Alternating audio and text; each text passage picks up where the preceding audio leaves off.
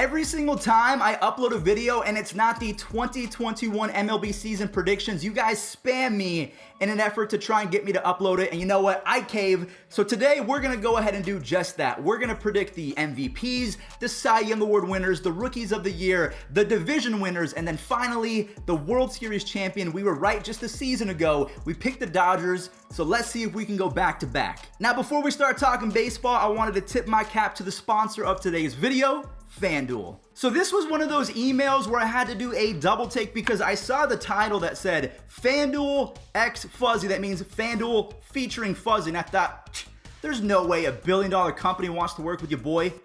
But they do. As you can see, there's free play, there's NBA, there's MLB, NHL, golf, UFC, any sport that you can think of. They have daily contests that you can participate in and win some monies. Now, the name of the game is you want to choose players that you think are going to have a big day. So let's say Bryce Harper is facing Hunter Strickland. He rakes off Hunter Strickland, so you want to choose him without going over the salary cap. And every single player that you see has a specific salary. Now let's say that you don't want to be a big baller and you just want to test your luck and choose free play. You can do that. There's NBA in play every single quarter. You can try and guesstimate what is going to happen, and if you do it correctly, free money. So the fact that they're sponsoring the channel is just kind of a surreal moment for me, and again, I want to say thank you to everyone watching this video for making this possible. So let's go ahead and do FanDuel a favor and say thank you for supporting the channel. Hit the link in the description down below. Start your FanDuel account today. Again, remember to use the link in the description.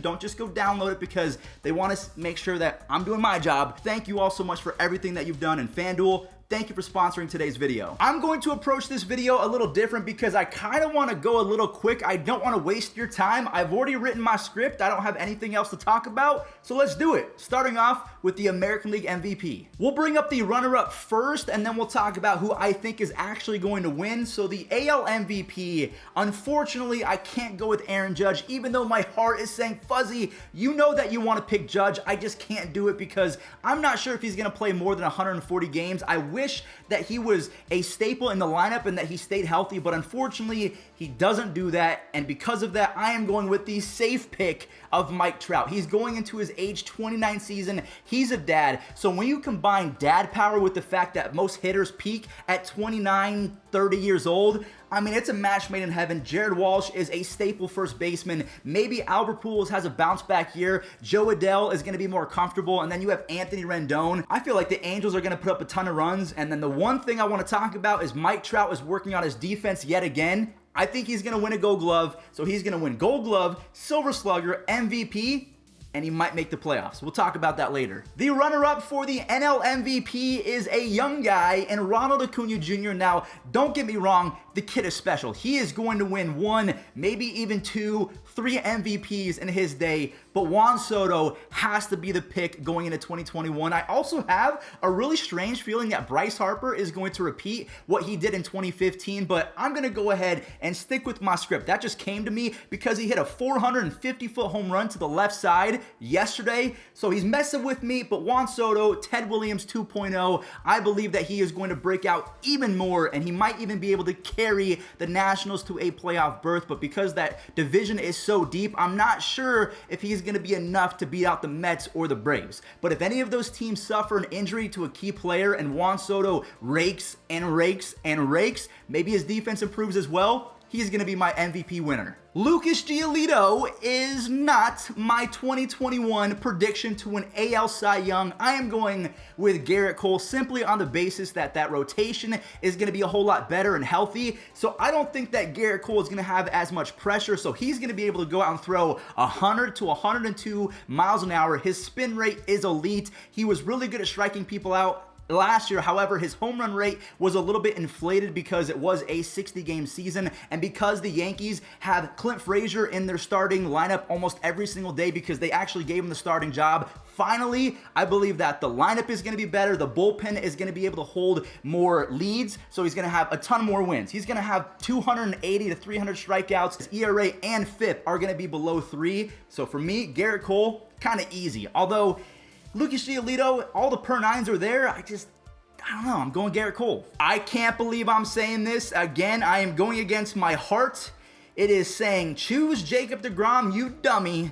but I'm going to go with Yu Darvish just because he hasn't won the award yet. I am pulling for him more than anything. He's also been working with Pitching Ninja. If you have no idea who that is, he has been Jesus Christ to a ton of different pitchers in the league. He has been a force in Major League Baseball by pinpointing what exactly a pitcher is doing wrong and adding to their arsenal with a changeup or a splitter or a slider and showing them in real life data to actually back up why he thinks that they should throw a knuckle curve more often. And for example, Yu Darvish is going to add a knuckle curve, specifically Shane Bieber's knuckle curve, to his 2021 pitch arsenal. Because I know that Yu Darvish, he's got it up here. He is a very cerebral ball player. To me, if he can actually have even 80% of what Shane Bieber has in his knuckle curve, I mean, he might be unhittable, straight up. He was one of the better pitchers in the National League, if not the best pitcher in the National League. A lot of people say that he was robbed from Trevor Bauer. I believe that Trevor Bauer should have won, but between Yu Darvish, Walker Buehler, Clayton Kershaw, you have Jacob deGrom. I mean, you can't really go wrong, but my heart is screaming Jacob deGrom, but my head is saying Yu Darvish. I think I'm good on that. The American League Rookie of the Year, we have two players on my list. Now, unfortunately, Nate Pearson just went down with a grade 1 groin strain, so this makes it a little bit easier. Randy Arozarena, I've been on the bandwagon for the last 2 years now. I've been tweeting about him and showing him in videos since he was in St. Louis. There was once a game where he threw out a runner, he made a web gem, and hit a home run. I believe he stole home at the same time. So I've been on his wagon for a long time.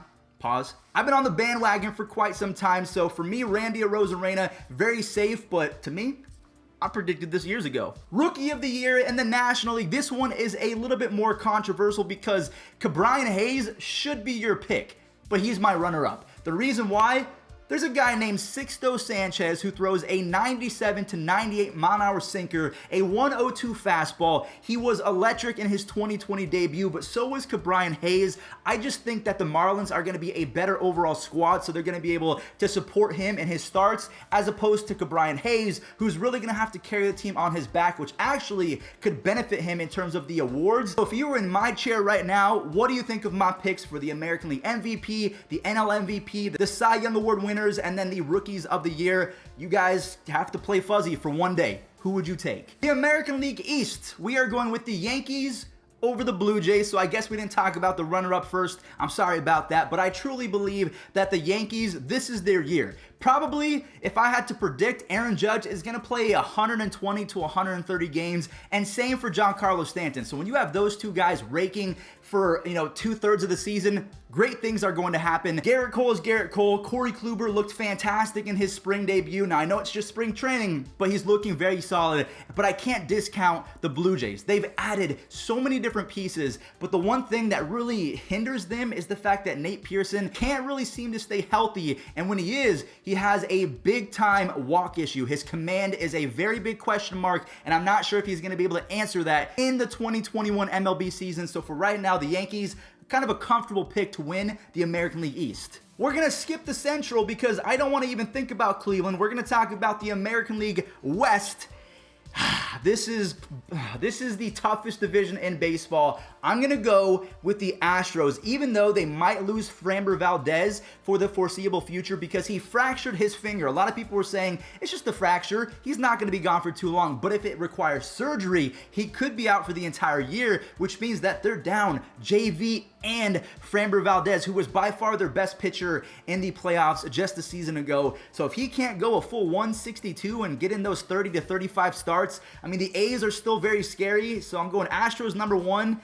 And this might be crazy to say. I've had a crazy good feeling about them for the last few weeks. I'm going with the Angels as the runner-up in the American League West, not the A's. The American League Central, this might surprise you, but I'm actually going to choose the Twins. Nah, I'm just kidding. I'm going with the Chicago White Sox over the Minnesota Twins. I just believe they have far too much youth and also playoff experience. They made it, so they're going to be more equipped. And again, just the additions of Liam Hendricks and Adam Eaton and also Lance Lynn in the trade from the Rangers. To me, the Twins are good on paper, but the White Sox are even better. The National League East, I changed this about 5 minutes ago. I had the Mets as the number 1 spot, but I just don't think I can have that sort of commitment right now. That's why I don't have a girlfriend. I have I have commitment issues. So because the Braves were one single game away from the World Series and then got better, I can't knock them off just yet. I understand the Mets got way better with Carlos Carrasco, Trevor May, Francisco Lindor, any piece that you can mention. The Mets are far more improved as well, but the Braves were one game away against the Dodgers, the best team potentially of all time in terms of roster and talent.